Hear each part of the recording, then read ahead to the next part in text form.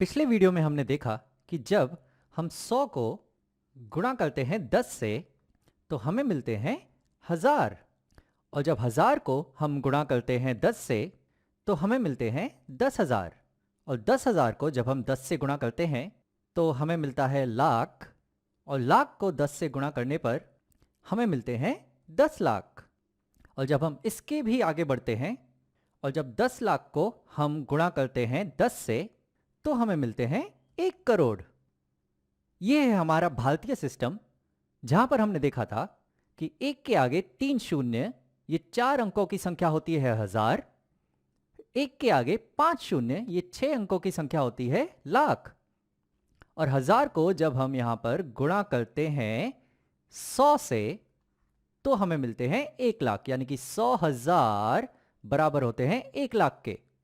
और 1 लाख को 100 से गुणा करने पर 1 लाख को जब हम 100 से गुणा करते हैं तो हमें मिलती है ये 8 अंकों की संख्या, जहां पर 1 के आगे 7 शून्य हैं, और ये होती है 1 करोड़। यानी कि 100 लाख बराबर होते हैं 1 करोड़ के। तो यानी कि 100,000 बराबर होते हैं 1 लाख के और 100 लाख बराबर होते हैं 1 करोड़ के। तो ये है भारतीय सिस्टम। लेकिन अंतरराष्ट्रीय सिस्टम क्या है? तो अंतरराष्ट्रीय सिस्टम में हम इस्तेमाल करते हैं मिलियन और बिलियन का। तो इस वीडियो में हम देखेंगे कि ये मिलियन और बिलियन क्या होते हैं। तो चलो हम यहां 1000 से शुरू करते हैं। तो 1000 को तो अंतरराष्ट्रीय सिस्टम में 1000 ही कहते हैं, जिसे अंग्रेजी में 1000 कहा जाएगा। तो 1000 यानी कि 1000। और 1000 का 10 गुना हो जाएगा 10,000, जिसे हम अंग्रेजी में 10,000 कहेंगे। और 10,000 को जब हम 10 से गुणा करेंगे तो वो होगा 100,000, जिसे हम अंग्रेजी में 100,000 कहेंगे। तो 1 लाख बराबर होता है 100,000 के। और अब जब इस 100,000 को हम 10 से गुणा करेंगे तो हमें मिलेंगे 1,000,000, यानी कि 1,000,000, जो अंतरराष्ट्रीय सिस्टम में कहलाता है 1 मिलियन। तो जो 10 लाख है वो बराबर होता है 1 मिलियन के। और अब जब हम 1 मिलियन को 10 से गुणा करेंगे तो हमें मिलेंगे यहां पर 10 मिलियन। तो जो 1 करोड़ है वो बराबर होता है 10 मिलियन के। और अब हम यहां से आगे बढ़ते हैं। तो जब 10 मिलियन को हम 10 से गुणा करेंगे तो हमें मिलेगी यहां पर ये 9 अंकों की संख्या, जहां पर 1 के आगे 1 2 3 4 5 6 7 8 8 शून्य है। तो अगर भारतीय सिस्टम की बात करें तो हमने 1 करोड़ को 10 से गुणा किया है तो हमें यहां मिलेंगे 10 करोड़। और अगर हम अंतरराष्ट्रीय सिस्टम की बात करें तो यहां पर 10 मिलियन को हमने 10 से गुणा किया है तो यहां हमें मिलेंगे 100 मिलियन, यानी कि 10 करोड़ बराबर होते हैं 100 मिलियन के। और अब जब हम इससे भी 10 से गुणा करेंगे तो हमें मिलेगी 10 अंकों की संख्या, जहां पर 1 के आगे 1 2 3 4 5 6 7 8 9 9 शून्य होंगे।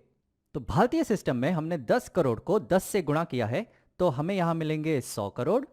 और अंतरराष्ट्रीय सिस्टम में हमने यहां 100 मिलियन को 10 से गुणा किया है तो हमें मिलेंगे 1000 मिलियन। और 1000 मिलियन बराबर होते हैं 1 बिलियन के। तो भारतीय सिस्टम में अगर हम 1000 से शुरू करें और 1000 को गुणा 10 यानी कि 100 गुणा करें तो हम लाख पे पहुंचते हैं। और लाख को अगर हम गुणा 10 करें यानी कि 100 गुणा करें तो हम करोड़ पे पहुंचते हैं। तो भारतीय सिस्टम में 100,000 बराबर होते हैं 1 लाख के और 100 लाख बराबर होते हैं 1 करोड़ के। और अंतरराष्ट्रीय सिस्टम में अगर हम 1000 से शुरू करें तो 1000 से शुरू करने पर अगर हम 1000 को गुणा 10 गुणा 10 यानी कि 1000 गुणा करें तो 1000 को जब हम 1000 गुणा करेंगे तो हम पहुंचेंगे मिलियन पे, यानी कि 1,000,000 होंगे 1 मिलियन। और फिर जब हम मिलियन को गुणा 10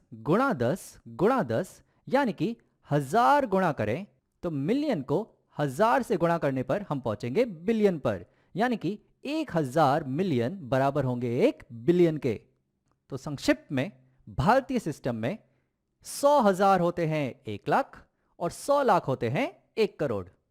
और अंतरराष्ट्रीय सिस्टम में 1,000 होते हैं 1 मिलियन और 1001 मिलियन होते हैं 1 बिलियन।